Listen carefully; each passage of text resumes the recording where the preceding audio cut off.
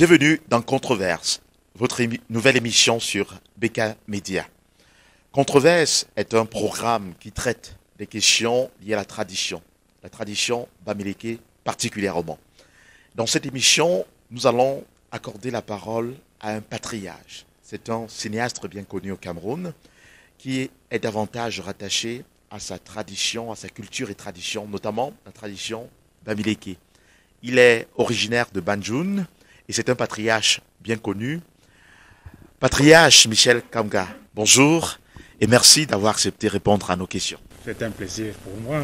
On va aborder une problématique souvent vécue dans les familles africaines dans ce premier numéro de Controverse.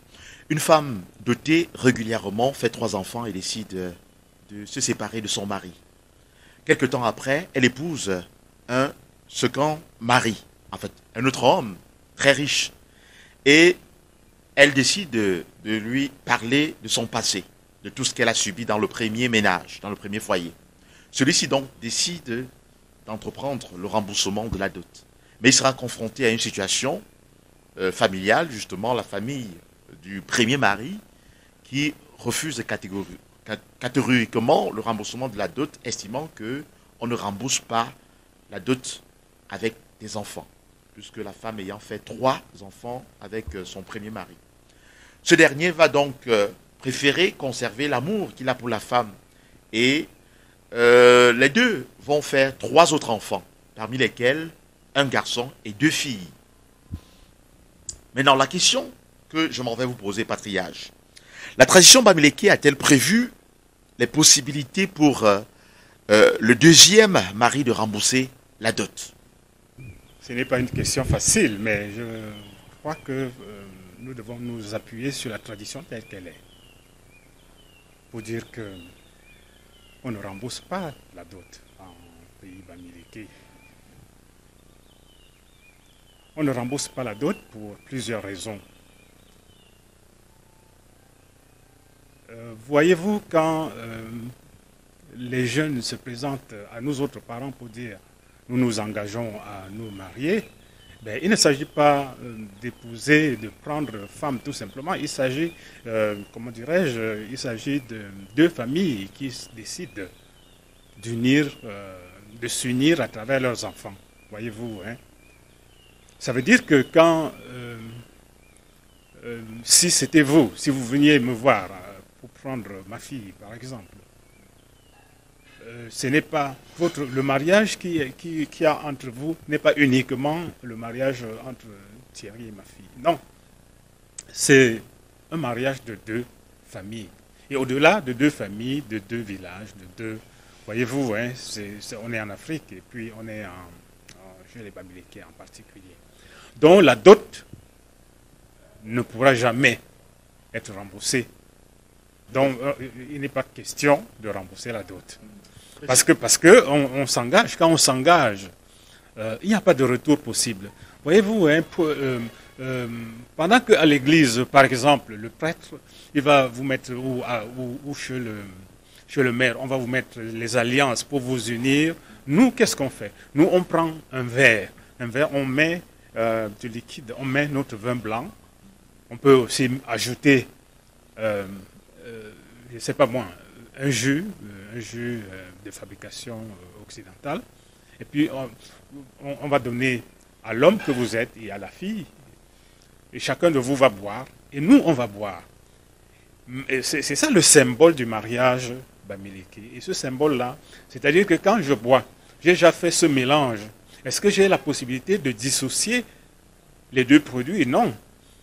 Donc, ça ne se passe pas aussi facilement que vous pensez. Non, il n'est pas question de rembourser parce que ce n'est pas prévu dans notre tradition.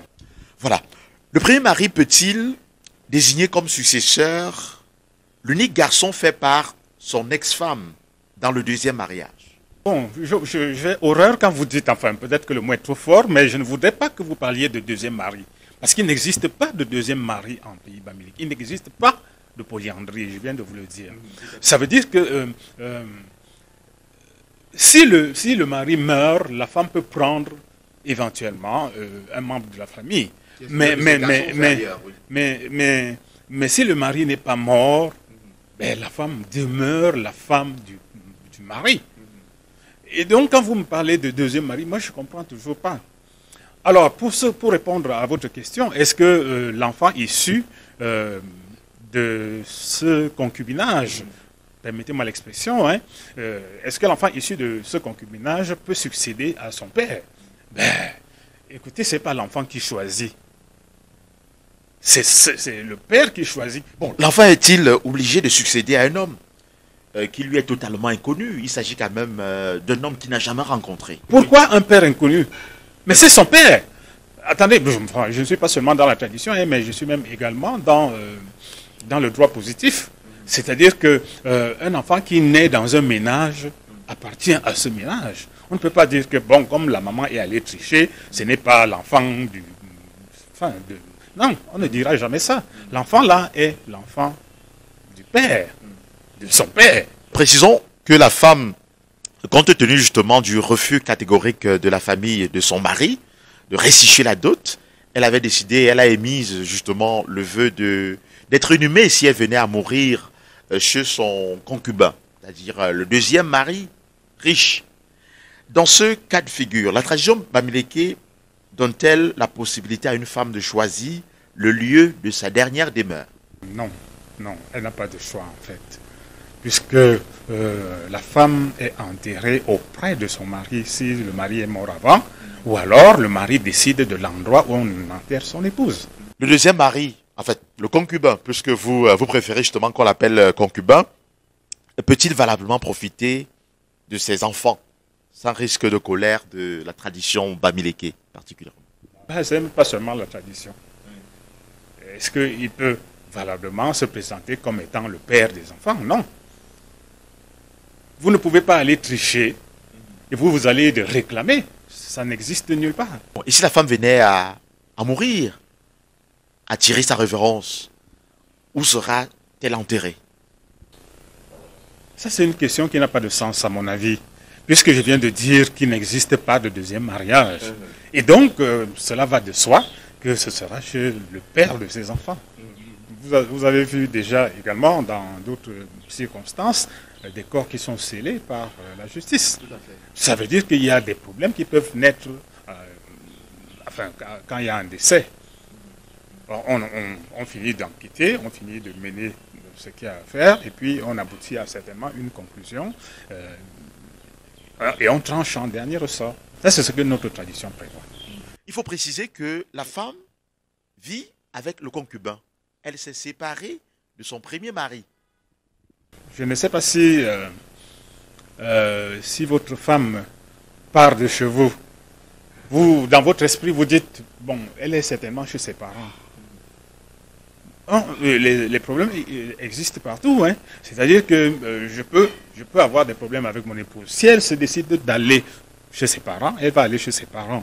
Bon, peut-être qu'au-delà de ses parents, elle va aller chez un autre homme.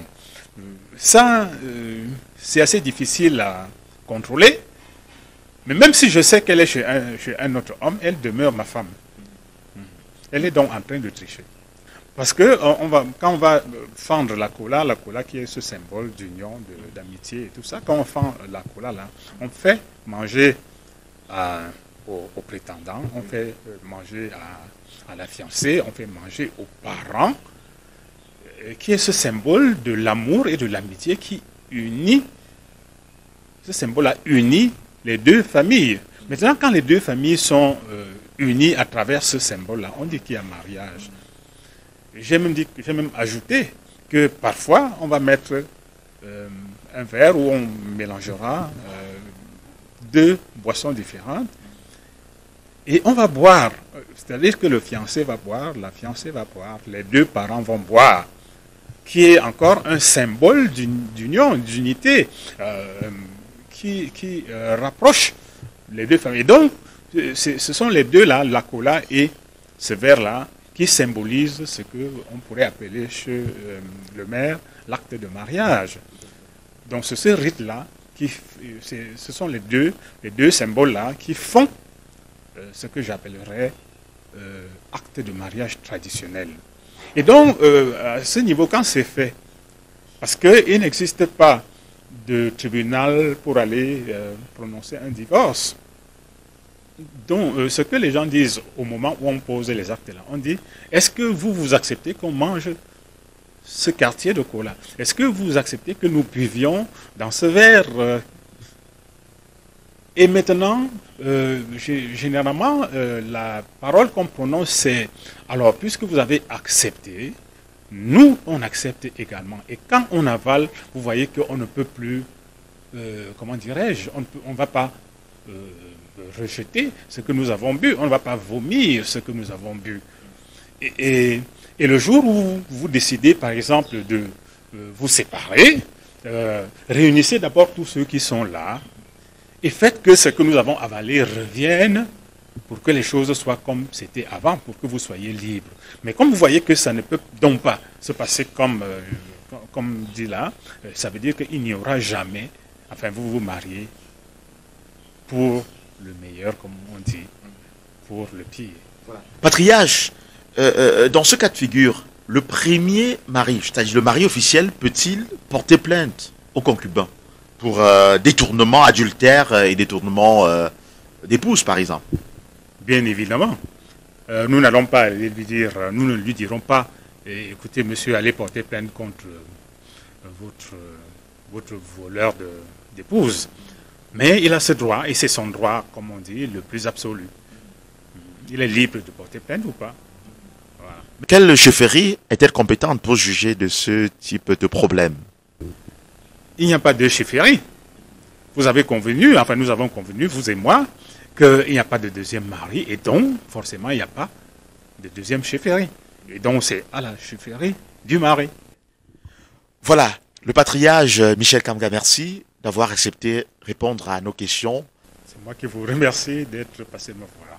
Mesdames, Messieurs, c'est ici que prend fin cet autre premier numéro de Controverse sur BK Media. Restez connectés.